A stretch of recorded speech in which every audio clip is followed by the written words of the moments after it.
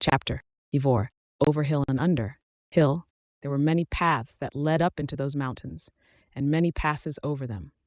But most of the paths were cheats and deceptions and led nowhere or to bad ends, and most of the passes were infested by evil things and dreadful dangers. The dwarves in the Hobbit, helped by the wise advice of Elrond and the knowledge and memory of Gandalf, took the right road to the right pass. Long days after they had climbed out of the valley and left the last homely house miles behind, they were still going up and up and up. It was a hard path and a dangerous path, a crooked way and a lonely and a long. Now they could look back over the lands they had left, laid out behind them far below. Far, far away in the west, where things were blue and faint, Bilbo knew there lay his own country of safe and comfortable things, and his little hobbit hole. He shivered. It was getting bitter cold up here, and the wind came shrill among the rocks. Boulders, too, at times came galloping down the mountain sides, let loose by midday sun upon the snow, and passed among them, which was lucky, or over their heads, which was alarming.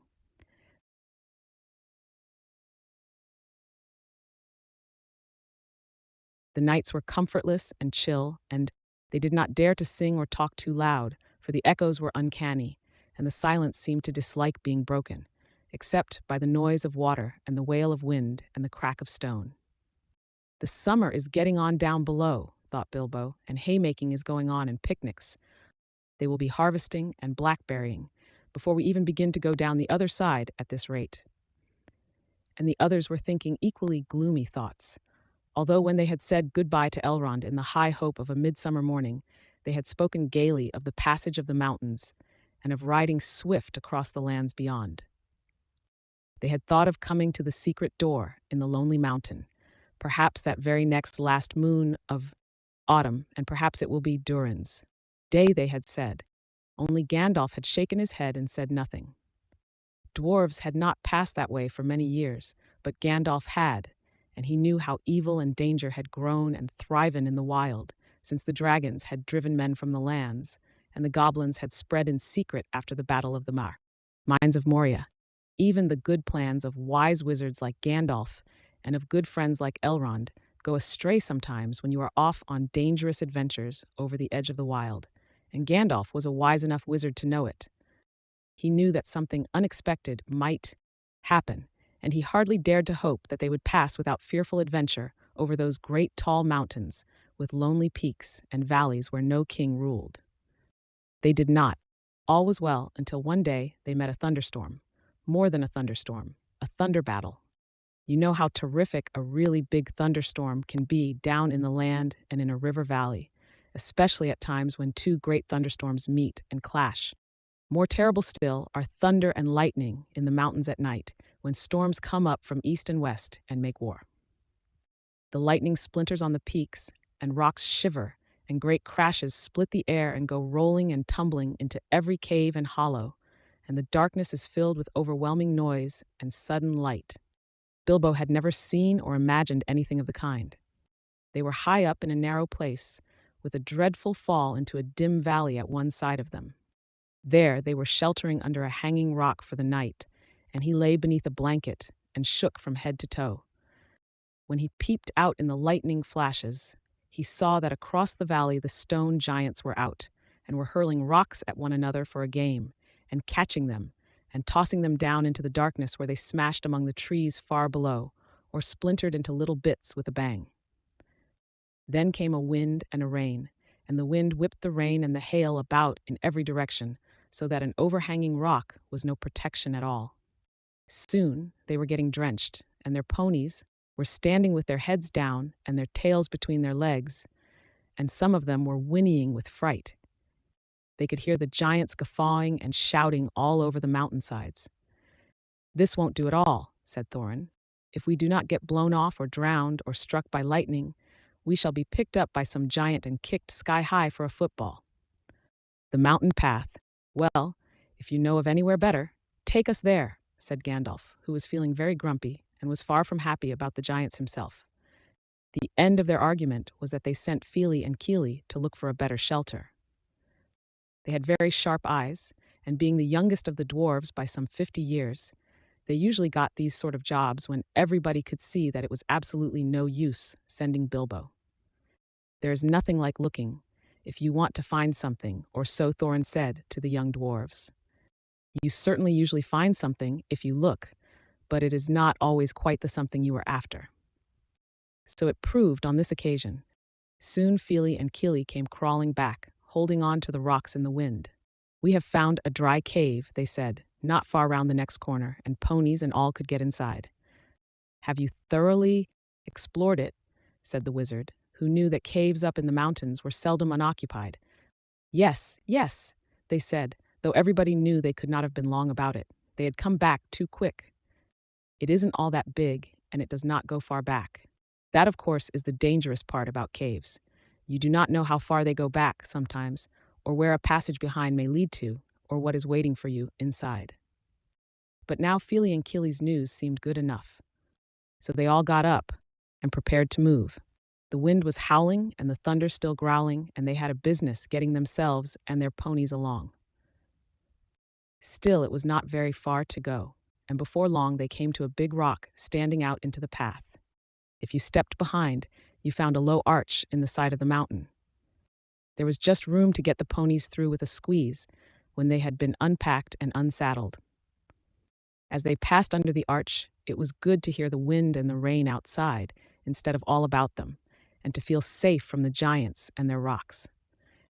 But the wizard was taking no risks. He lit up his wand as he did that day in Bilbo's dining room that seemed so long ago, if you remember, and by its light they explored the cave from end to end. It seemed quite a fair size, but not too large and mysterious. It had a dry floor and some comfortable nooks. At one end there was room for the ponies, and there they stood mighty glad of the change, steaming and champing in their nosebags. Oin and Gloin wanted to light a fire at the door to dry their clothes, but Gandalf would not hear of it. So they spread out their wet things on the floor and got dry ones out of their bundles. Then they made their blankets comfortable, got out their pipes and blew smoke rings, which Gandalf turned into different colors and set dancing up by the roof to amuse them. They talked and forgot about the storm, and discussed what each would do with his share of the treasure when they got it, which at the moment did not seem so impossible, and so they dropped off to sleep one by one. And that was the last time that they used the ponies, packages, baggages, tools, and paraphernalia that they had brought with them. It turned out a good thing that night that they had brought little Bilbo with them, after all. For somehow, he could not go to sleep for a long while, and when he did sleep, he had very nasty dreams. He dreamed that a crack in the wall at the back of the cave got bigger and bigger, and opened wider and wider, and he was very afraid but could not call out or do anything but lie and look. Then he dreamed that the floor of the cave was giving way, and he was slipping, beginning to fall down, goodness knows where to. At that he woke up with a horrible start and found that part of his dream was true. A crack had opened at the back of the cave and was already a wide passage. He was just in time to see the last of the ponies' tails disappearing into it. Of course, he gave a very loud a yell as a hobbit can give, which is surprising for their size. Out jumped the goblins, big goblins, great ugly-looking goblins. Lots of goblins before you could say rocks and blocks. There were 6 to each dwarf at least, and 2 even for Bilbo, and they were all grabbed and carried through the crack, before you could say tinder and flint. But not Gandalf. Bilbo's yell had done that much good. It had wakened him up wide, in a splintered second, and when goblins came to grab him, there was a terrific flash like lightning in the cave, a smell like gunpowder, and several of them fell dead. The crack closed with a snap, and Bilbo and the dwarves were on the wrong side of it. Where was Gandalf? Of that neither they nor the goblins had any idea, and the goblins did not wait to find out. They seized Bilbo and the dwarves and hurried them along. It was deep, deep dark, such as only goblins that have taken to living in the heart of the mountains can see through.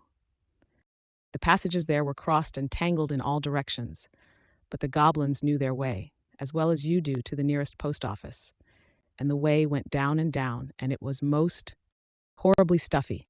The goblins were very rough and pinched unmercifully, and chuckled and laughed in their horrible stony voices, and Bilbo was more unhappy even than when the troll had picked him up by his toes. He wished again and again for his nice bright hobbit hole. Not for the last time. Now there came a glimmer of a red light before them. The goblins began to sing or croak, keeping time with the flap of their flat feet on the stone, and shaking their prisoners as well. Clap, snap, the black crack. Grip grab, pinch, and down to Goblin Town. You go, my lad. Crash, crush, hammer and tongs, knocker and gongs. Pound, pound far underground. Ho, my lad. Swish, whip crack. Batter and beat, yammer and bleat. Work, nor dare to shirk, while goblins quaff and goblins laugh, round and round far underground. Below, my lad. It sounded truly terrifying.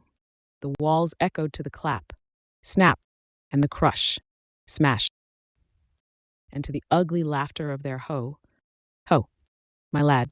The general meaning of the song was only too plain, for now the goblins took out whips and whipped them with a swish, smack, and set them running as fast as they could in front of them, and more than one of the dwarves were already yammering and bleating like anything when they stumbled into a big cavern.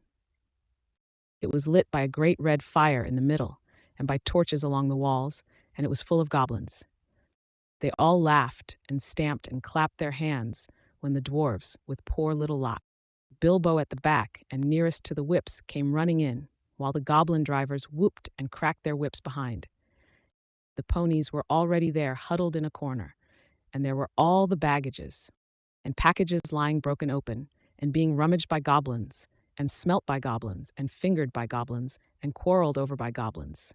I am afraid that was the last they ever saw of those excellent little ponies, including a jolly sturdy little white fellow that Elrond had lent to Gandalf, since his horse was not suitable for the mountain paths. For goblins eat horses and ponies and donkeys and other much more dreadful things, and they are always hungry. Just now, however, the prisoners were thinking only of themselves. The goblins chained their hands behind their backs and linked them all together in a line, and dragged them to the far end of the cavern, with little Bilbo tugging at the end of the row. There in the shadows on a large flat stone sat a tremendous goblin with a huge head, and armed goblins were standing round him carrying the axes and the bent swords that they use. Now goblins are cruel, wicked, and bad-hearted. They make no beautiful things, but they make many clever ones. They can tunnel and mine as well as any but the most skilled dwarves when they take the trouble, though they are usually untidy and dirty. Hammers, axes, swords, daggers, pickaxes, tongs, and also instruments of torture they make very well, or get other people to make to their design, prisoners and slaves that have to work till they die for want of air and light. It is not unlikely that they invented some of the machines that have since troubled the world, especially the ingenious devices for killing large numbers of people at once, for wheels and engines and explosions always delighted them, and also not working with their own hands more than they could help. But in those days and those wild parts they had not advanced, as it is called, so far. They did not hate dwarves especially, no more than they hated everybody and everything, and particularly the orderly and prosperous. In some parts, wicked dwarves had even made alliances with them. But they had a special grudge against Thorin's people, because of the war which you have heard mentioned, but which does not come into this tale. And anyway, goblins don't care who they catch, as long as it is done smart and secret, and the prisoners are not able to defend themselves. "Who are these miserable persons?" said the great goblin. "Dwarves, and this," said one of the drivers, pulling at Bilbo's chain so that he fell forward onto his knees. "We found them sheltering in our front porch." "What do you mean by it?" said the great goblin, turning to Thorin. "Up to no good, I'll warrant. Spying on the private business of my people, I guess. Thieves, I shouldn't be surprised to learn. Murderers and friends of elves, not unlikely. Come, what have you got to say?" "Thorin the dwarf at your service," he replied. "It was merely a polite nothing. Of the things which you suspect and imagine, we had no idea at all. We sheltered from a storm in what seemed a convenient cave and unused. Nothing was further from our thoughts than inconveniencing goblins in any way whatever." "That was true enough." Said the great goblin. "So you say, might I ask, what you were doing up in the mountains at all, and where you were coming from, and where you were going to. In fact, I should like to know all about you. Not that it will do you much good, Thorin Oakenshield. I know too much about your folk already. But let's have the truth, or I will prepare something particularly uncomfortable for you. We were on a journey to visit our relatives, our nephews and nieces, and first, second, and third cousins, and the other descendants of our grandfathers, who live on the east side of these truly hospitable mountains, said Thorin, not quite knowing what to say all at once in a moment, when obviously the exact truth would not do at all. He is a liar, O truly tremendous one, said one of the drivers.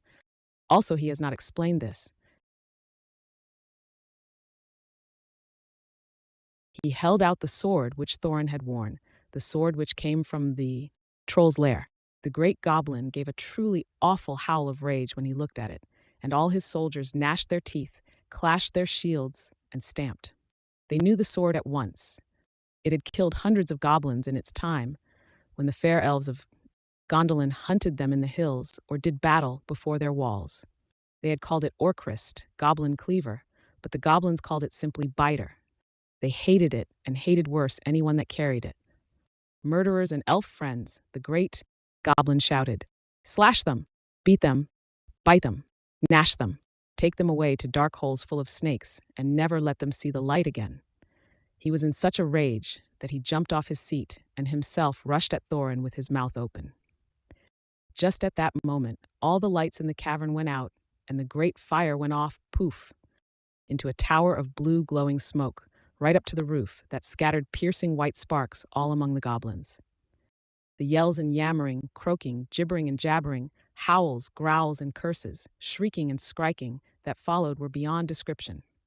Several hundred wild cats and wolves, being roasted slowly alive together, would not have compared with it. The sparks were burning holes in the goblins, and the smoke that now fell from the roof made the air too thick for even their eyes to see through. Soon they were falling over one another and rolling in heaps on the floor, biting and kicking and fighting as if they had all gone mad. Suddenly a sword flashed in its own light. Bilbo saw it go right through the great goblin, as he stood dumbfounded in the middle of his rage. He fell dead, and the goblin soldiers fled before the sword, shrieking into the darkness. The sword went back into its sheath. "Follow me quick," said a voice fierce and quiet, and before Bilbo understood what had happened, he was trotting along again, as fast as he could trot, at the end of the line, down more dark passages with the yells of the goblin hall growing fainter behind him. A pale light was leading them on. "Quicker, quicker," said the voice. "The torches will soon be relit." "Half a minute," said Dory, who was at the back next to Bilbo, and a decent fellow. He made the hobbit scramble on his shoulders as best he could with his tied hands, and then off they all went at a run, with a clink-clink of chains, and many a stumble, since they had no hands to steady themselves with. Not for a long while did they stop, and by that time they must have been right down in the very mountain's heart. Then Gandalf lit up his wand. Of course it was Gandalf, but just then they were too busy to ask how he got there. He took out his sword again, and again it flashed in the dark by itself. It burned with a rage that made it gleam if goblins were about. Now it was bright as blue flame for delight in the killing of the great lord of the cave. It made no trouble whatever of cutting through the goblin chains and setting all the prisoners free as quickly as possible. This sword's name was Glamdring the Foehammer, if you remember. The goblins just called it Beater and hated it worse than Biter if possible. Orcrist, too, had been saved, for Gandalf had brought it along as well, snatching it from one of the terrified guards. Gandalf thought of most things, and though he could not do everything, he could do a great deal for friends in a tight corner. "Are we all here?" said he, handing his sword back to Thorin with a bow. "Let me see. 1, that's Thorin. 2, 3, 4, 5, 6, 7, 8, 9, 10, 11. Where are Fili and Kili? Here they are. 12, 13, and here's Mr. 14. Well, it might be worse, and then again it might be a good deal better. No ponies and no food and no knowing quite where we are, and hordes of angry goblins just behind. On we go." On they went. Gandalf was quite right. They began to hear goblin noises and horrible cries far behind in the passages they had come through. That sent them on faster than ever, and as poor Bilbo could not possibly go half as fast, for dwarves can roll along at a tremendous pace, I can tell you, when they have to. They took it in turn to carry him on their backs. Still, goblins go faster than dwarves, and these goblins knew the way better. They had made the paths themselves and were madly angry, so that do what they could, the dwarves heard the cries and howls getting closer and closer. Soon they could hear even the flap of the goblin feet, many, many feet, which seemed only just round the last corner. The blink of red torches could be seen behind them in the tunnel they were following, and they were getting deadly tired. "Why, oh why did I ever leave my hobbit hole?" said poor Mr. Baggins, bumping up and down on Bomber's back. "Why, oh why did I ever bring a wretched little hobbit on a treasure hunt?" said poor Bomber, who was fat, and staggered along with the sweat dripping down his nose in his heat and terror. At this point, Gandalf fell behind, and Thorin with him. They turned a sharp corner. "About turn," he shouted. "Draw your sword, Thorin." There was nothing else to be done, and the goblins did not like it. They came scurrying round the corner in full cry, and found Goblin Cleaver and Foehammer shining cold and bright right in their astonished eyes. The ones in front dropped their torches and gave one yell before they were killed. The ones behind yelled still more and leaped back, knocking over those that were running after them. "Biter and beater," they shrieked, and soon they were all in confusion, and most of them were hustling back the way they had come. It was quite a long while before any of them dared to turn that corner. By that time the dwarves had gone on again, a long, long way on into the dark tunnels of the goblins' realm. When the goblins discovered that, they put out their torches, and they slipped on soft shoes, and they chose out their very quickest runners, with the sharpest ears and eyes. These ran forward, as swift as weasels in the dark, and with hardly any more noise than bats. That is why neither Bilbo, nor the dwarves, nor even Gandalf heard them coming. Nor did they see them. But they were seen by the goblins that ran silently up behind, for Gandalf was letting his wand give out a faint light to help the dwarves as they went along. Quite suddenly Dory, now at the back again carrying Bilbo, was grabbed from behind in the dark. He shouted and fell, and the hobbit rolled off his shoulders into the blackness, bumped his head on hard rock, and remembered nothing more.